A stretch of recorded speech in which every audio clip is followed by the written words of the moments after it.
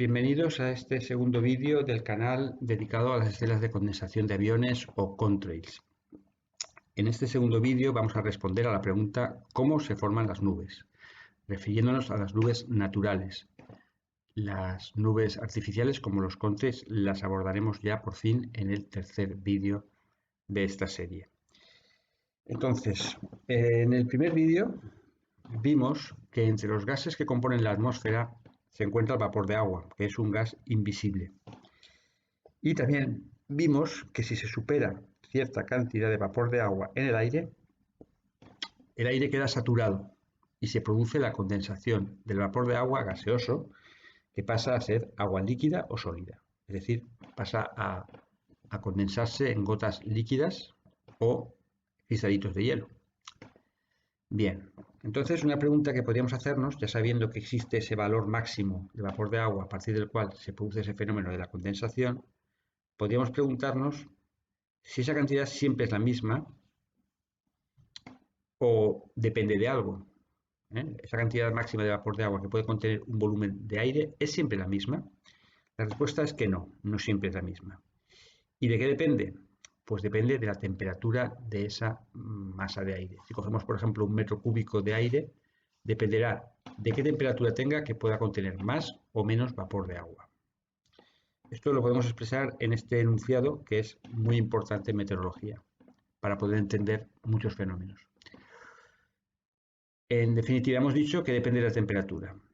Pues ocurre que cuanto mayor es la temperatura del aire, cuanto más caliente está el aire, mayor es la cantidad de vapor de agua en forma gaseosa que puede contener.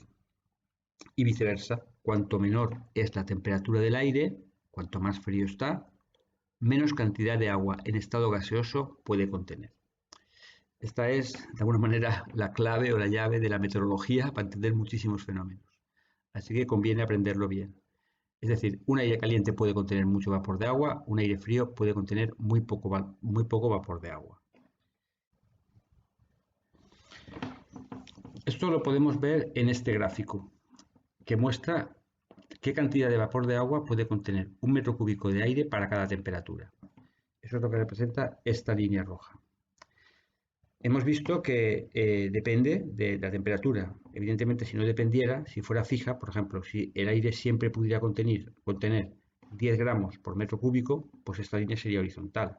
Da igual que estuviéramos a 40 grados que a menos 40, siempre sería 10.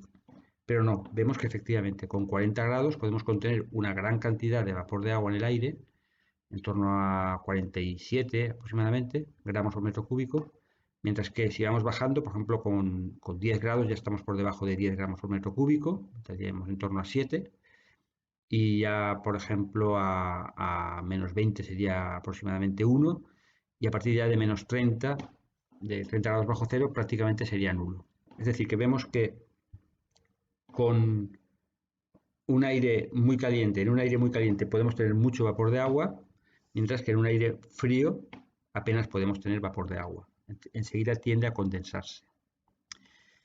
Así, por ejemplo, si partimos, imaginémonos un día cualquiera en el interior, por ejemplo, de la península ibérica, en el que tengamos 30 grados y que ese día la cantidad de agua que hay en el aire fuera de unos 10 gramos por metro cúbico. Para que se produjera la saturación y la condensación, pues por ejemplo, un proceso podría ser que sin variar la temperatura empezara a haber más y más vapor de agua en el aire, que nos moviéramos hacia aquí, hacia arriba. Llegaría a un punto, aproximadamente por aquí, cuando tuviéramos unos 27 gramos por metro cúbico, que ya a partir de ahí, si continuara incrementándose la cantidad de agua en el aire, ya quedaría saturado y se condensaría. Igualmente, también podríamos acercarnos a esa línea roja o alcanzarla bajando la temperatura, sin variar la cantidad de agua, manteniéndonos en esos 10 gramos por metro cúbico. Si la temperatura empieza a bajar, 25, 20, vemos que cada vez nos vamos acercando a la línea roja. E igualmente llegaría a un punto, aproximadamente por aquí, en el que sin haber variado la cantidad de agua presente en el aire, se alcanzaría el 100% de humedad. A partir de ahí, si siguiera bajando la temperatura, por ejemplo, llegáramos a 10 grados, tendríamos ya un excedente de vapor de agua que el aire no podría contener y que se condensaría en forma de rocío, por ejemplo. Imaginemos un día en el que hay 30 grados en esa zona interior de la península, por ejemplo, una noche despejada, empieza a bajar la temperatura por la tarde, noche, al alcanzar esa temperatura se llega al 100% y aquí ya tendríamos el rocío sobre los objetos o una niebla. Y otra posibilidad sería una combinación de ambas, es decir, que aumente la cantidad de agua que tiene el aire y además baja la temperatura. Entonces, por ejemplo, si llegáramos a 22 grados aproximadamente y además hubiera subido la cantidad de agua a unos 18, pues también encontraríamos la línea roja, llegaríamos al 100% y a partir de ahí cualquier inyección de vapor de agua o cualquier bajada de temperatura supondría la aparición de fenómenos de condensación. Entonces ya con este gráfico, que además nos será muy útil también para explicar las estelas de condensación, podemos explicar primero en este capítulo cómo se forman las nubes de forma natural. Si vamos a cualquier libro de meteorología y buscamos el capítulo donde explique cómo se forman las nubes, encontraremos esquemas como este, en el que vienen representados 4 procesos que dan lugar a la formación de nubes. Uno sería la convección, cuando el aire se calienta y asciende al hacerse menos denso. Las convergencias de aire, cuando se encuentran masas de aire en superficie y al no poder, digamos, ir hacia abajo porque está la Tierra, han de ascender. Los ascensos orográficos, cuando una masa de aire se encuentra un obstáculo montañoso y ha de remontarlo, ha de subir. Y los ascensos frontales, los frentes cálidos y fríos, cuando el aire cálido se desplaza sobre el aire frío o es levantado por el aire frío. En todos ellos vemos que hay en común ascenso de aire, ascenso de aire. Entonces, ya podemos explicar qué es lo que está ocurriendo aquí, juntando lo que hemos visto en estos dos vídeos. Hemos visto en el primer capítulo y en este que hay un máximo de vapor de agua que puede contener el aire y que si el aire se enfría, esa cantidad es menor, de manera que puede llegar a saturarse de vapor y producirse la condensación en agua líquida o sólida. Esto es lo que hayamos visto en el primer capítulo y el principio de este. ¿Vale? Entonces, si el aire se enfría, puede llegar a producirse la condensación. Este sería el resumen de lo que hayamos visto hasta ahora.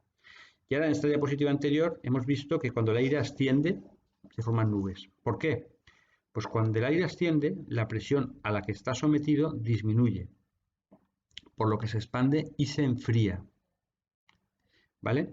Cuando el aire asciende por cualquier motivo, como los que hemos visto en la diapositiva anterior, ocurre que se encuentra sometido cada vez a menores presiones, porque al ascender en la atmósfera la presión siempre es menor. Al ser un fluido, la cantidad de atmósfera que queda por encima es menor y la presión es menor. Esto se puede comprobar cuando uno sube una montaña con una botella vacía cerrada, una botella de plástico más o menos flexible.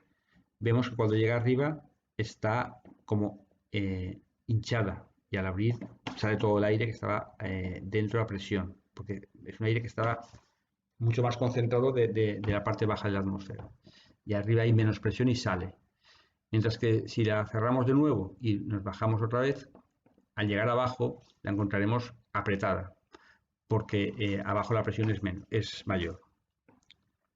Entonces, cuando el aire sube, la presión a la que está sometido es menor. Entonces se expande, igual que la botella, y al expandirse pierde densidad y se enfría.